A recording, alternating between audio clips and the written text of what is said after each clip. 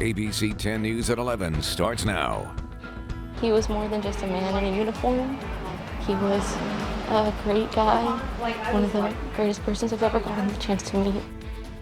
We're learning more tonight about the Marines presumed dead after going missing during a training accident off the coast of San Clemente Island last week. Good evening, I'm Kimberly Hunt. And I'm Steve Atkinson. The families of two of the men from Southern California are now sharing their stories. Our ABC 10 News reporter Laura Acevedo shows us why the families want more information from the military.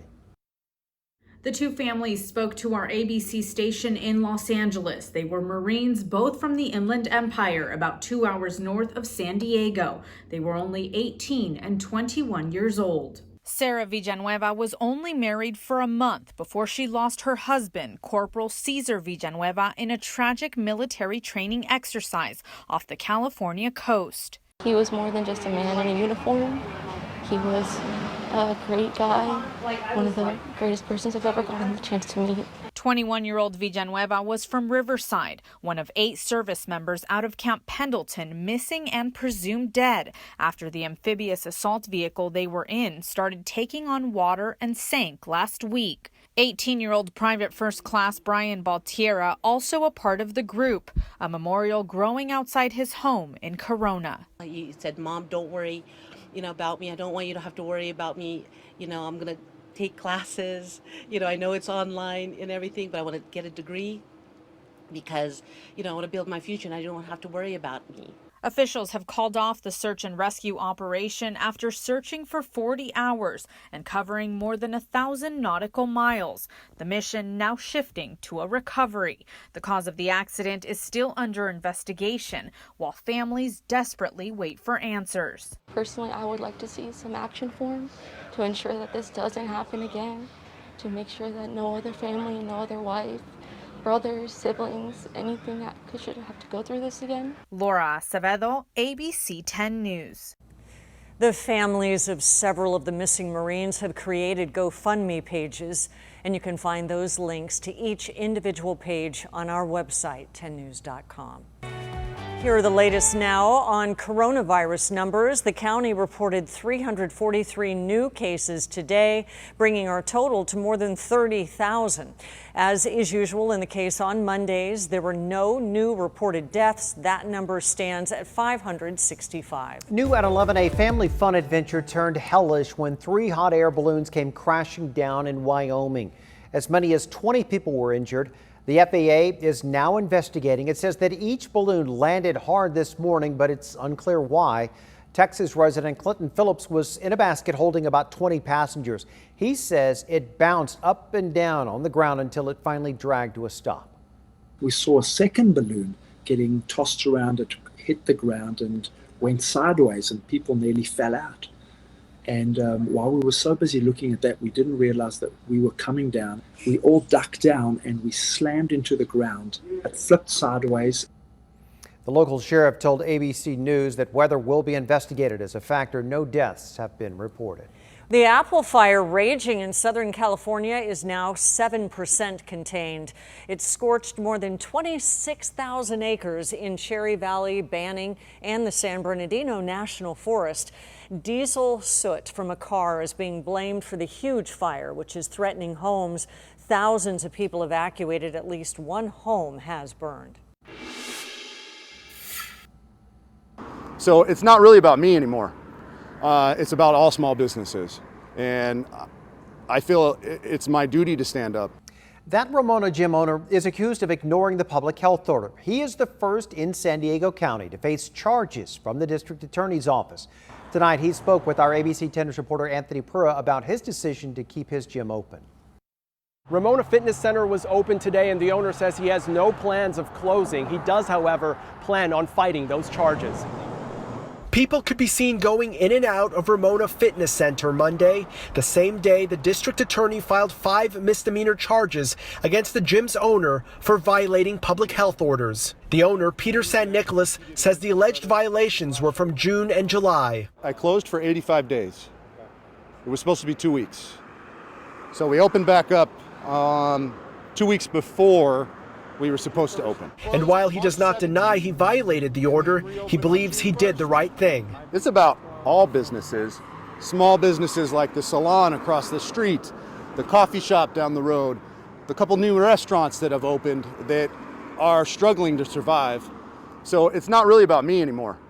It's about all small businesses. And I feel it's my duty to stand up.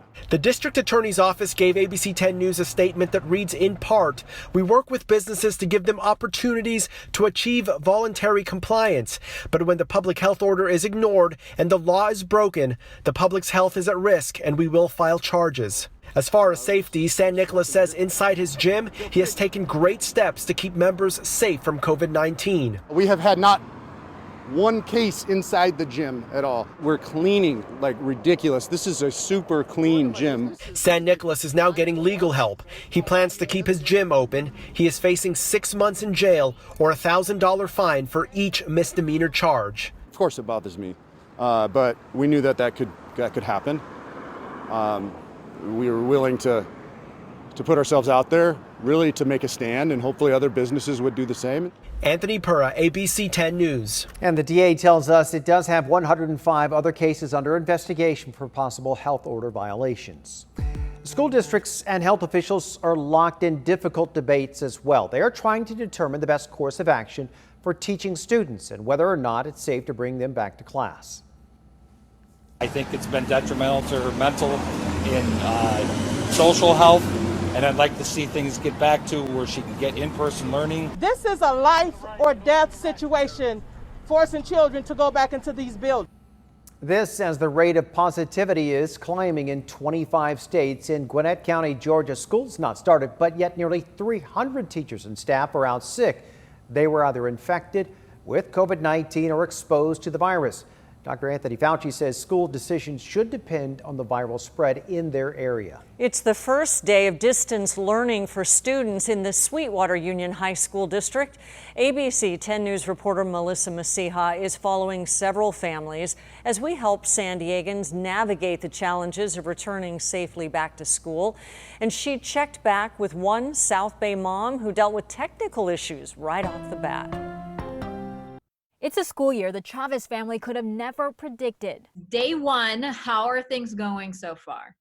Day one was crazy. Classes all online for Gina Chavez's 2 middle schoolers and 1 high school senior in the Sweetwater Union High School District. She isn't battling traffic to drop her kids off at school. Instead, she's battling computer problems. My daughter started the day without an advisory class and no code for her science class, so she was kind of freaking out. These are photos from Monday morning. Some of the back-to-school experience was familiar. My other daughter did not want to wake up at all, so that was a chore. But once the kids were awake, 2 of the 3 dealt with technical issues just getting started. We couldn't get her on her iPad, so then we had to scramble. I got my work computer, was able to log her on that way, had to do a trouble ticket. I first introduced you to Gina last month. She's a teacher and was worried how all this would work, especially with 2 of her children with special needs.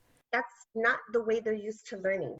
Students are on block schedules, 3 classes per day with 30 to 45 minutes of virtual FaceTime with teachers. The remaining time is independent study. I feel like I was torn in 3 different directions this morning trying to help every child get where they needed to be. If I had worked today, if I had gone back on the same day, I think I would have been in tears. A district spokesperson said they have heard of challenges logging in and their IT staff and school staff are available to answer and resolve issues. Hopefully all the glitches are out by the end of the week and it's smooth sailing from there. Melissa Masiha, ABC 10 News. A district spokesperson told us they distributed about 9,400 devices for students. Many held on to them from last year. And the district is facing many challenges, including a multi-million-dollar budget shortfall. ABC 10 News has an entire section devoted to helping your family navigate the challenges. So you can just click on Safely Back to School at the top of our homepage on 10news.com. And a scary situation for the district on day one of online classes. Police detained a Southwest High School student this morning after getting calls about that teenager flashing a gun during a remote learning class. Officers did go to the student's home and discovered he had a BB gun. The teen is not expected to face any criminal charges, but will undergo a psychiatric screening. And we know many of you have questions about how to navigate the upcoming school year. Tomorrow, we'll be joined by 2 experts in mental health on ways to boost your child's emotional state. You can join us at 9:30 a.m. for the conversation on the ABC 10 News Facebook page, or send your questions to tips@10news.com.